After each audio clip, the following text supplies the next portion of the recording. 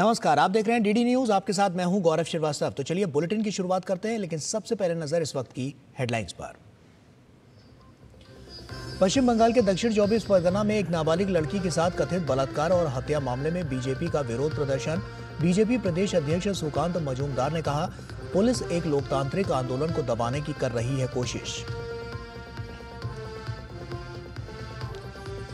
आरजीकर अस्पताल के 10 डॉक्टरों को गंभीर आरोपों के चलते निष्कासित करने की अधिसूचना जारी। सभी निष्कासित डॉक्टर पूर्व और विवादास्पद प्रिंसिपल संदीप घोष के अत्यंत करीबी और विश्वास पात्र।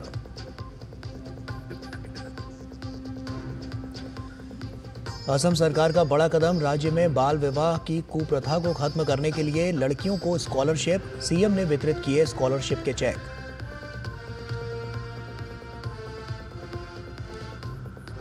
मालदीव के राष्ट्रपति मोहम्मद मोइजू 5 दिवसीय भारत दौरे पर नई दिल्ली पहुंचे। विदेश राज्य मंत्री ने हवाई अड्डे पर किया स्वागत। प्रधानमंत्री मोदी के साथ आपसी हितों के द्विपक्षीय, क्षेत्रीय और अंतर्राष्ट्रीय मुद्दों पर करेंगे चर्चा।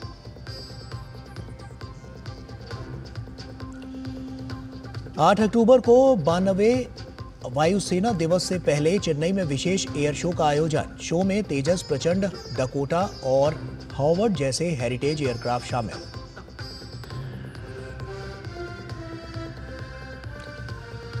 और पाकिस्तान में अस्थिरता का माहौल। इमरान खान की पार्टी पाकिस्तान तहरीके इंसाफ पीटीआई के विरोध प्रदर्शन के बाद कुछ शहरों में मोबाइल फोन सेवाएं तीसरे दिन भी बाधित।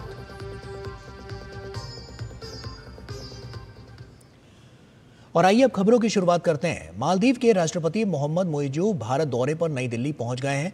हवाई अड्डे पर उनका स्वागत विदेश राज्य मंत्री कीर्तिवर्धन सिंह ने किया।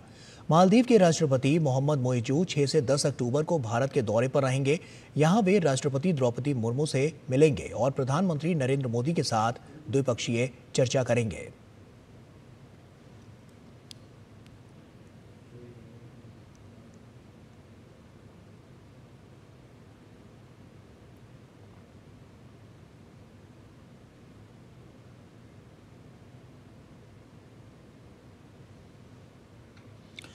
केंद्रीय मंत्री और तेलंगाना भाजपा अध्यक्ष जी किशन रेड्डी ने सिकंदराबाद से वास्को द गामा के बीच नई ट्रेन सेवा को हरी झंडी दिखाई है।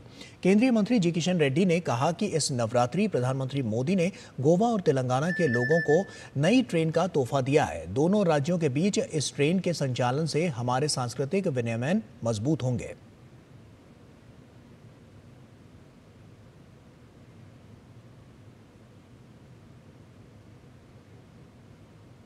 हंड्रेड्स ऑफ पीपल गोवा जाते हैं। गोवा में डेस्टिनेशन मैरिजेस हो, टूरिस्ट के दृष्टिकोण से हो, बिजनेस के दृष्टिकोण से बहुत लोग हैदराबाद से गोवा जाते हैं। आज इस नवरात्रि के संदर्भ में आदरणीय प्रधानमंत्री नरेंद्र मोदी जी इधर तेलंगाना हैदराबाद जनता के लिए, गोवा स्टेट के जनता के लिए एक नया ट्रेन गिफ्ट दिया है। इस ट्रेन आने से दोनों स्टेट के बीच में टूरिज्म बढ़ेगा और बिजनेस भी बढ़ेगा, कल्चरल एक्सचेंज भी होगा। और वहीं असम सरकार ने राज्य में बाल विवाह की कुप्रथा को खत्म करने के लिए महत्वपूर्ण कदम उठाए हैं। राज्य के मुख्यमंत्री हेमंत बिस्वा शर्मा ने लड़कियों की शिक्षा को बढ़ावा देने के लिए उन्हें स्कॉलरशिप देने के तहत चेक वितरित किए। निजुत मोइना योजना से मिलने वाली मदद से छात्राएं बिना आर्थिक तंगी के अपनी शिक्षा को आगे बढ़ा सकेंगी। इस योजना के तहत कक्षा 11 से लेकर स्नातकोत्तर स्तर तक के छात्रों को 1000 से 2500 रुपए तक मासिक वजीफा दिया जाएगा। मुख्यमंत्री डॉक्टर हेमंत बिस्वा शर्मा ने गुवाहाटी में पहले चरण का शुभारंभ करते हुए राज्य भर में 1,59,093 छात्रों को चेक वितरित किए हैं। और इस योजना के तहत कक्षा 11 और 12 के विद्यार्थियों को 1000 रुपए, स्नातक स्तर पर 1250 रुपए और स्नातकोत्तर स्तर पर विद्यार्थियों को 2500 रुपए प्रतिमाह वजीफा दिया जाएगा।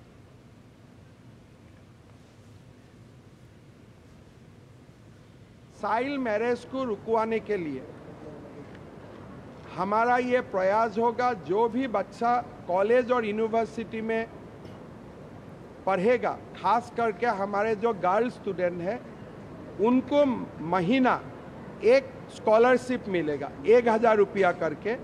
और जो पोस्ट ग्रेजुएट पढ़ेगा गर्ल स्टूडेंट, उनको 2500 रुपया मिलेगा हर महीना।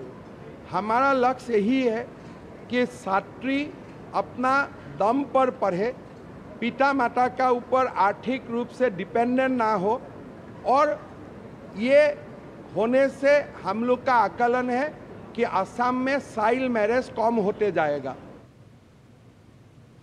और वहीं पश्चिम बंगाल के दक्षिण 24 परगना में एक नाबालिग लड़की के साथ कथित तौर पर बलात्कार और उसकी हत्या करने को लेकर पश्चिम बंगाल भाजपा नेताओं और कार्यकर्ताओं ने प्रदेश अध्यक्ष सुकांत मजूमदार के नेतृत्व में पश्चिम बंगाल के दक्षिण 24 परगना में विरोध प्रदर्शन किया। इस मौके पर सुकांत मजूमदार ने पुलिस प्रशासन पर लोकतांत्रिक आंदोलन को दबाने की कोशिश का आरोप लगाया। उन्होंने कहा कि अगर इस पुलिस बल के सिर्फ 10% ने 2 दिन पहले उस नाबालिग लड़की को खोजने की कोशिश की होती तो FIR दर्ज की होती तो आज हालात अलग होते। पुलिस इस तरीके से लाठीचार्ज किया है और उसके साथ साथ आपने देखा हमारे महिला नेत्रियों के ऊपर भी जेंट्स पुलिस ने, मेल पुलिस ने लाठीचार्ज किया, धक्का मुक्की की। ये पूरी तरीके से मोलेस्टेशन का केस होता है। इस पुलिस को हम छोड़ेंगे नहीं। हम डेमोक्रेटिक वे से अपना आंदोलन कर रहे थे, लेकिन पुलिस ने प्रोएक्टिवनेस दिखा के जिस तरीके का लाठीचार्ज किया, पत्थर फेंके, पुलिस पत्थर फेंक रही है, हमारे बहुत सारे कार्यकर्ता इंजर्ड है। हम ये बर्दाश्त नहीं करेंगे और पुलिस के खिलाफ तब तक लड़ेंगे जब तक न्याय नहीं मिलता। कोलकाता के आरजीकर अस्पताल में डॉक्टर के साथ रेप और मर्डर केस के खिलाफ प्रदर्शन कर रहे जूनियर डॉक्टर्स अब आमरण अनशन पर हैं। ममता सरकार की ओर से उनकी मांगों को लेकर कोई प्रतिक्रिया नहीं देने पर कल रात डेडलाइन खत्म होने के बाद उन्होंने आमरण अनशन की घोषणा कर दी। पहले चरण में 6 जूनियर डॉक्टर आमरण अनशन पर बैठे हैं। जो जूनियर डॉक्टर काम पर लौट गए हैं वो भी बिना कुछ खाए पिए मरीजों का इलाज कर रहे हैं। अपनी 10 सूत्रीय मांगों को पूरा करने के लिए राज्य सरकार को इन्होंने 24 घंटे का समय दिया था।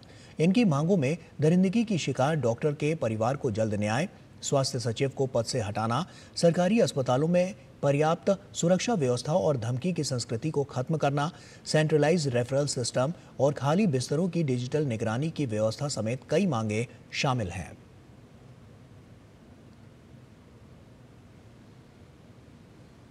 और वहीं इसके साथ ही कोलकाता के आरजीकर मेडिकल कॉलेज और अस्पताल के अधिकारियों ने 10 डॉक्टरों को निष्कासित करने की एक अधिसूचना जारी की है, जिसमें इंटर्न, हाउस स्टाफ और सीनियर रेजिडेंट शामिल हैं।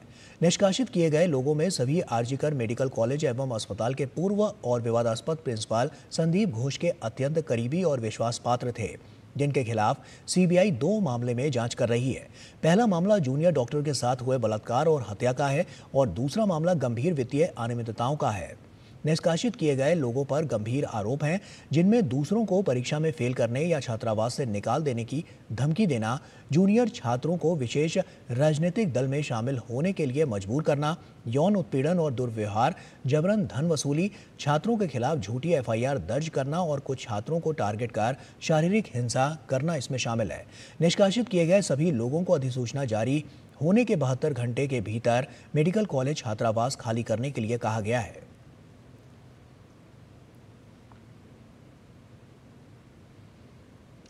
और दिल्ली के बुरानी में भारतीय जनता पार्टी ने मोदी जी को धन्यवाद रैली का आयोजन किया। रैली को संबोधित करते हुए बीजेपी सांसद बांसुरी स्वराज ने आम आदमी पार्टी सरकार पर जोरदार हमला बोलते हुए कहा कि भाजपा सरकार इलाज के लिए लोगों को 15 लाख रुपए सालाना दे रही है, तो वहीं आम आदमी पार्टी सरकार दिल्ली वासियों की सेहत के साथ खिलवाड़ कर रही है। जहां पर डबल इंजन की भाजपा की सरकार है, वहां तो भाजपा व्यक्तियों को इलाज के लिए 15 लाख रुपया सालाना दे रही है, 15 लाख रुपया सालाना। और दूसरी तरफ है अरविंद केजरीवाल जी, जो आयुष्मान भारत भी नहीं यहां पर लागू होने देते और दिल्ली वासियों की जिंदगी से खिलवाड़ करते हैं। घटिया दवाइयां देके, फर्जी दवाइयां देके, फर्जी मरीज बनाकर बिना डॉक्टर के बंद मोहल्ला क्लिनिक्स में। और दिल्ली के पूर्व मुख्यमंत्री अरविंद केजरीवाल पर बीजेपी सांसद और दिल्ली बीजेपी के पूर्व अध्यक्ष मनोज तिवारी ने निशाना साधा है। दरअसल अरविंद केजरीवाल ने यूपी में बीजेपी सरकार पर भ्रष्टाचार को लेकर सवाल उठाए थे। इस पर मनोज तिवारी ने केजरीवाल पर हमला बोलते हुए कहा कि चोर खुद शोर मचा रहा है। मनोज तिवारी से बात की हमारे सहयोगी राजेश राज ने। दिल्ली प्रदेश के पूर्व अध्यक्ष और सीनियर स्टार मनोज तिवारी हमारे साथ हैं। मनोज जी, अरविंद केजरीवाल ने एक ट्वीट किया है कि देश में भ्रष्टाचार दुगुनी ताकत से बढ़ा है और यूपी में 7 साल में 7 गुना भ्रष्टाचार बढ़ा है। कैसे देखते हैं? देखिए, भ्रष्टाचार के शत्रु का नाम है भारतीय जनता पार्टी, आतंकवाद के शत्रु का नाम है भारतीय जनता पार्टी, माफियाओं के शत्रु का नाम है भारतीय जनता पार्टी। अब जो भ्रष्टाचारी है, जो आतंकवादी है, जो माफिया है, वो तो चाहता है कि जल्दी से मोदी जोगी जाएं ताकि हमको काम करने का मौका मिले। लेकिन देश की जनता भ्रष्टाचारियों को, आतंकवादियों को और माफियाओं को पनपने का मौका नहीं देगी। मोदी जोगी बीजेपी बनी रहेगी। लगता नहीं है कि चोर मचाए शोर? हाँ, एग्जैक्टली है। देखिए, इसी को कहते हैं कि चोर मचाए शोर। तो चोर को चोरी करने का मौका नहीं मिल रहा है, तो अब वो अलग तरह तरह के टेंट्रम्स कर रहे हैं, नाटक कर रहे हैं। चलिए, बहुत शुक्रिया। मनोज तिवारी जो भोजपुरी फिल्म स्टार हैं और सिने स्टार भी हैं, गायक हैं, उनका साफ तौर पर यह कहना है कि चोर मचाए शोर। अरविंद केजरीवाल चाहते हैं कि देश में योगी और मोदी की सरकार न रहे ताकि हम भ्रष्टाचार दोगुनी ताकत से करते रहें। कैमरामैन जगमोहन प्रधान के साथ दिल्ली के बुराड़ी से मैं राजेश राज, डीडी न्यूज़ के लिए। और वहीं इसके साथ ही हमारे संवाददाता ने दिल्ली बीजेपी के प्रदेश अध्यक्ष वीरेंद्र सचदेवा से भी बात की। बीजेपी प्रदेश अध्यक्ष का कहना है कि आम आदमी पार्टी के चरित्र में अराजकता है, जो अराजकता सड़क से लेकर सदन तक दिख रही है। सौरभ भारद्वाज ने उसी की पुनरावृत्ति की है, जो लोकतंत्र के लिए खतरनाक है। दिल्ली बीजेपी के अध्यक्ष वीरेंद्र सचदेवा हमारे साथ बातचीत के लिए मौजूद हैं। सर, दिल्ली विधानसभा में सौरभ भारद्वाज ने जिस तरीके से किया, उसको लेकर ये खबर आ रही है कि शायद कोई मुकदमा भी उनके ऊपर हो गया है। माननीय विधायक जो नेता प्रतिपक्ष है, उन्होंने एफआईआर दर्ज कराई है। उन्होंने समय मांगा था मुख्यमंत्री से मिलने का, लेकिन मुख्यमंत्री ने अपने सभी विधायक गुंडे वहाँ बुलाए, उनके साथ छीना झपटी की गई, हाथापाई की गई, बदतमीजी की गई, जो लोकतंत्र को शर्मसार करने वाला है। ये दिखाता है कि आम आदमी पार्टी अपनी हार से कितनी बौखलाई हुई है। मार्शल वाले मुद्दे पर अरविंद केजरीवाल की चिट्ठी सार्वजनिक है, पब्लिक डोमेन में है कि 11 अक्टूबर 2023 को अरविंद केजरीवाल ने साइन किए और मार्शल को नौकरी से निकालने का आदेश दिया। उसके बाद किस मुंह से वो मार्शल की बात कर रहे हैं? मार्शल के हक की लड़ाई हम लड़ रहे थे। कल माननीय उपराज्यपाल जी ने उन्हें सुना है और मुझे उम्मीद है कि हम उनके हक में फैसला करवाने में सफल होंगे। तो लगता नहीं है कि जो सड़क पर जो अराजकता है वही सदन के भीतर भी आम आदमी पार्टी के चरित्र में जो अराजकता है वो उनके सदन में भी दिखती है, सड़क पे भी दिखती है। क्यों? उनका जनता से कनेक्ट नहीं है। ये वो नक्सलाइट लोगों की पार्टी है, वामपंथी विचारधारा के लोगों की पार्टी है, आतंकवादी लोगों की पार्टी है, जिसको जनता की भलाई नहीं करनी, सिर्फ अपनी जेब भरनी है। आम आदमी पार्टी के चरित्र में जो अराजकता है वही सदन के बाहर और सदन के भीतर भी दिखाई पड़ती है। ये कहना है दिल्ली बीजेपी के प्रदेश अध्यक्ष वीरेंद्र सचदेवा का। कैमरामैन जगमोहन प्रधान के साथ राजेश राज, डीडी न्यूज़, दिल्ली। और मुंबई के चेंबूर इलाके की एक दुकान में लगी आग से 2 बच्चों समेत 7 लोगों की मौत हो गई। हादसे में 2 लोग झुलस गए हैं, जिनकी हालत गंभीर बताई जा रही है। इस बीच राज्य सरकार ने मृतकों के परिजनों को 5 लाख रुपए की अनुग्रह राशि देने की घोषणा की है। साथ ही मुख्यमंत्री एकनाथ शिंदे ने घायलों का इलाज सरकारी खर्चे पर किए जाने की बात कही है। मुख्यमंत्री ने घटनास्थल का निरीक्षण करने के बाद कहा, यह बहुत ही दुर्भाग्यपूर्ण घटना है। घटना की उच्च स्तरीय जांच कराई जाएगी। भीषण हादसा सुबह करीब 5:15 बजे सिद्धार्थ कॉलोनी में हुआ। सभी मृतक एक ही परिवार के सदस्य हैं। सभी सोए हुए थे, इसलिए आग लगने का आभास नहीं हुआ। नीचे दुकान थी और ऊपर की मंजिल में परिवार रहता था। सूचना पर दमकल विभाग मौके पर पहुंचा और पीड़ितों को रेस्क्यू किया। फिर उन्हें राजावाड़ी अस्पताल ले जाया गया, जहां चिकित्सकों ने उन्हें मृत घोषित कर दिया। दुर्भाग्यपूर्ण घटना है। ये गुप्ता परिवार है, उसमें 7 लोगों की मौत हुई है, 2 लोग घायल है। शासन की ओर से उनको 5 लाख रुपए की प्रत्येक जो मृतक है उसको परिवार को दिया जाएगा। 2 लोगों को जो घायल है उनका भी इलाज शासन करेगा। इसकी उच्च स्तरीय चौकसी होगी, इंक्वायरी होगी और दोबारा ऐसी दुर्घटना ना हो। पूर्वोत्तर राज्य मेघालय के गारो हिल्स में भारी बारिश के चलते हुए भूस्खलन से अब तक 15 लोगों की मौत हो गई है। राज्य के डालू क्षेत्र में भूस्खलन से हुई तबाही को दूर करने और बचाव अभियान के लिए प्रभावित क्षेत्रों में एनडीआरएफ और एसडीआरएफ की तैनाती है। वहीं मेघालय के रोंगजेंग ब्लॉक के अंतर्गत गोंगडोप गांव में भूस्खलन में दबकर मारी गई मां और बेटी का शव मलबे में बरामद हुआ है। वहीं एक अन्य घटना में डालू वेस्ट गारो हिल्स में एक कार पर पेड़ गिर जाने से एक व्यक्ति की मौत हो गई है। मेघालय के बिजली मंत्री अबू ताहिर मंडल ने आपदा प्रभावित डालू और आसपास के इलाकों में राहत शिविरों का दौरा किया और प्रभावित परिवार से बातचीत की। इस दौरान मंत्री ने पीड़ितों से बातचीत भी की। उन्होंने ब्लॉक कार्यालय में वेस्ट गारो हिल्स के उपायुक्त और डालू के बीडीओ के संग समीक्षा बैठक भी की। मौसम विभाग ने पूर्वानुमान में कहा है कि अगले 24 घंटों में भारी से बहुत भारी बारिश होने का अनुमान है।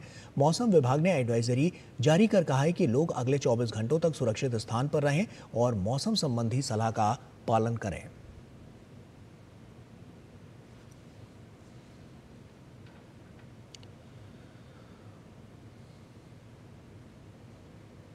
आगे बढ़ते हैं। मुख्यमंत्री योगी आदित्यनाथ ने प्रयागराज में महाकुंभ 2025 के लोगो का अनावरण किया और साथ ही वेबसाइट और ऐप को भी लॉन्च किया। लोगो में कुंभ का प्रतीक कलश है जिसमें ओम लिखा है और संगम का दृश्य नजर आ रहा है। इस दौरान उप मुख्यमंत्री केशव प्रसाद मौर्य और जल शक्ति मंत्री स्वतंत्र देव सिंह भी मौजूद रहे। इसके साथ ही मुख्यमंत्री योगी आदित्यनाथ ने महाकुंभ की तैयारियों की समीक्षा की बैठक भी की और इस मौके पर उन्होंने एक भव्य, स्वच्छ, सुरक्षित और सुव्यवस्थित कुंभ के आयोजन की बात कही। आज लोगो जारी हो गया है और मैं चाहूंगा कि सूचना विभाग मेला प्रयागराज मेला प्राधिकरण के साथ मिलकर के सुनिश्चित करें कि एक तो उत्तर प्रदेश के अंदर हर जिला मुख्यालय पर, हर रेलवे स्टेशन पर, देश के हर एयरपोर्ट पर और अन्य प्राइम लोकेशन पर प्रयागराज महाकुंभ 2025 का ये लोगो अब वहां पर हमें डिस्प्ले करना चाहिए। और आइए देखते हैं प्रयागराज महाकुंभ 25 का लोगो।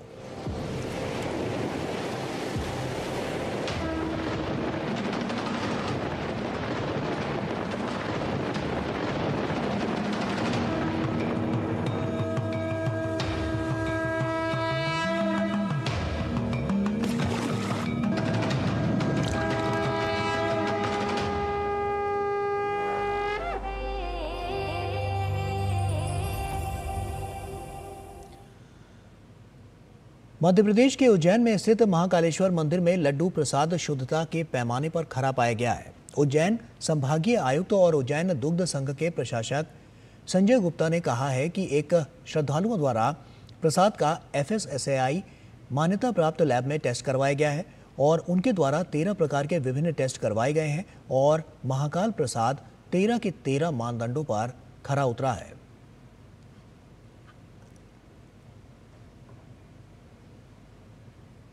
एक भक्त जन द्वारा लड्डू प्रसादी का टेस्ट करवाया गया।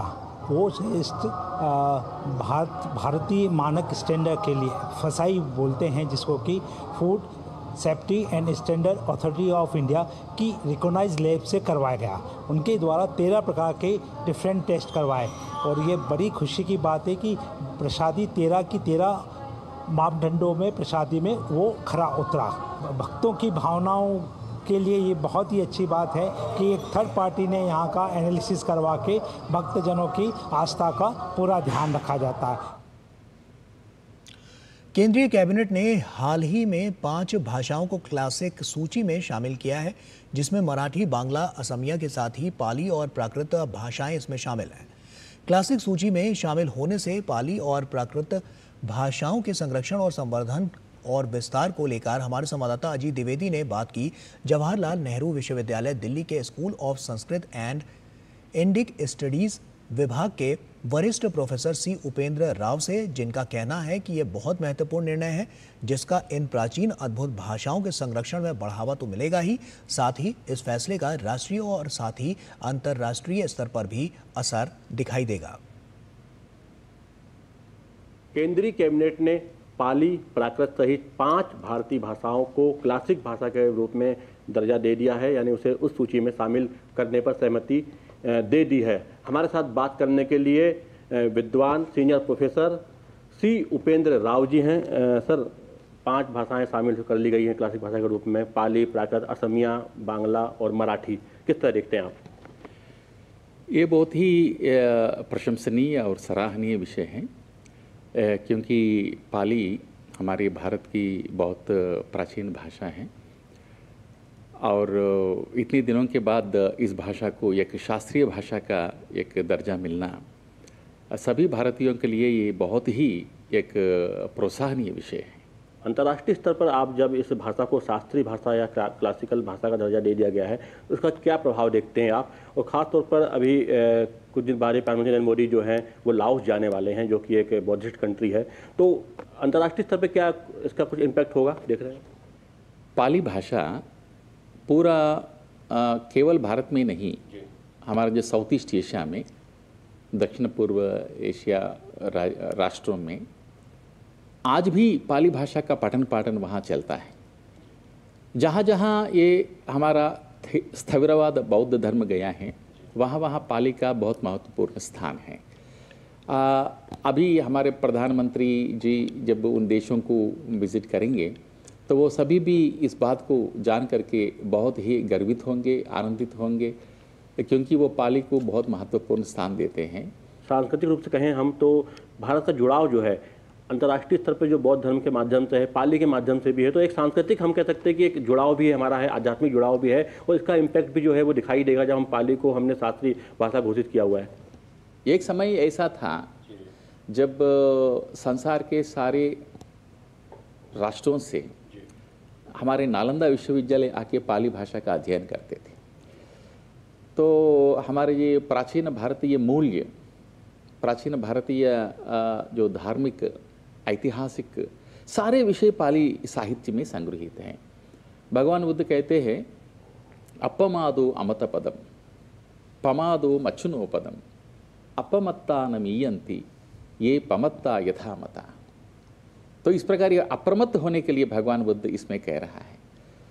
तो भगवान बुद्ध के जो वास्तविक रूप में जो धर्मोपदेश दिए हैं वो क्या है, वास्तविक रूप में जानने के लिए पाली भाषा का, पाली साहित्य का अध्ययन बहुत जरूरी है। केवल इतना ही नहीं, पाली भाषा हमारे भारतीय भाषाओं की एक प्रकार का जननी है, ऐसा भी आप बोल सकते हैं, क्योंकि पाली से अभिप्रेरित होकर के, प्रभावित होकर ही हमारी भारतीय भाषा आज निर्मित हुए हैं। पाली और प्राकृत को क्लासिकल लैंग्वेज का दर्जा मिलने से कहीं ना कहीं राष्ट्रीय नहीं अंतर्राष्ट्रीय स्तर पर भी जो है वो इन भाषाओं का और विकास होगा, और साथ ही जो है इन भाषाओं के माध्यम से जिस तरीके से पहले साहित्य की रचना की गई है और जिस तरीके से बौद्ध धर्म में तमाम जो साहित्य है वो पाली में ही लिखा गया है, और अब इस भाषा में साहित्य रचना और सोच जो है उसको भी और बढ़ावा मिल सकेगा। कैमरामैन आनंद कश्यप के साथ अजीत द्विवेदी, जीडी न्यूज, दिल्ली। और चांदनी चौक स्थित महावीर जैन सार्वजनिक पुस्तकालय ने 9 साल पूरे किए हैं, 100 साल पूरे किए आपको बता दें, और 100 साल में इस अमूल्य धरोहर ने न केवल संस्कृति बल्कि ज्ञान की अक्षत ज्योति से दूर दूर तक पहुंचाया है, अनगिनत आत्माओं को प्रबुद्ध किया है। ये स्थल केवल पुस्तकालय नहीं बल्कि विचारों का एक तीर्थ है, जहां से ज्ञान का पवित्र प्रवाह अनवरत बहता रहा है। आज़ादी के आंदोलन ने कई दीवानों से लेकर आज़ादी के बाद के देश के कई गणमान्य नेताओं ने इस पुस्तकालय में संचित ज्ञान की निधि को आत्मसात किया है। शताब्दी समारोह के खास मौके पर इस पुस्तकालय के अतीत से लेकर वर्तमान की यात्रा को टटोलते हुए कई पुस्तकालय समिति की तरफ से स्मारिका का विमोचन किया गया। साथ ही मुख्य अतिथि ने पुस्तकालय के स्वरूप विस्तार पर चर्चा की।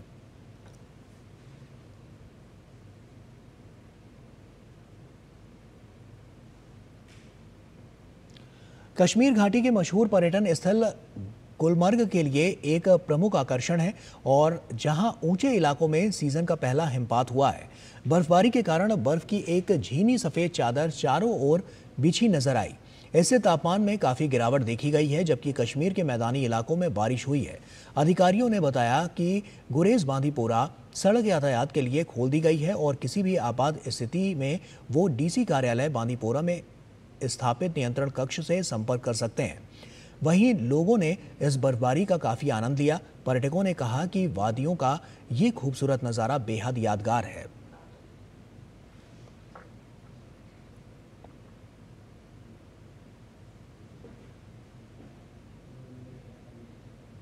बर्फ़ के लिए तरस गए थे 5 दिन से यहीं पे हम लोग, लेकिन जहाँ पे भी जाओ बर्फ़ देखने को ही नहीं मिला था। कल सुनने में आया, होटल वाले ने बोला कि बर्फ़ हुई है ऊपर गोलकोंडा रेड के अंदर जाओ आपको मिलेगी, हल्की सी नीली है, खुशी मिली है, बस कल निकलना है। लास्ट क्लास में बर्फ़ ने हमको खुश कर दिया। कश्मीर नाम सुन के पहले सबसे पहले बर्फ़ ही आता है दिमाग के अंदर, लेकिन वो अभी पूरी हो गई। कश्मीर तभी जन्नत रहेगी जब इधर बर्फ़ रहेगा, पर अगर लोग हमारे जैसे आए पहले ही अक्टूबर में तो अच्छा नहीं रहेगा, बाद में ही आना चाहिए। तो कश्मीर की जन्नत और वादिया का मजा लो। नाइस एक्सपीरियंस यहाँ पर, थोड़ा ही मिला था अभी, नवंबर उतना होता है कि नवंबर से लोगों को स्नो मिलता है, हम लोग को अक्टूबर मिल गया। It's nice. और इसी के साथ फिलहाल इस बुलेटिन में इतना ही। दीजिए इजाजत, नमस्कार।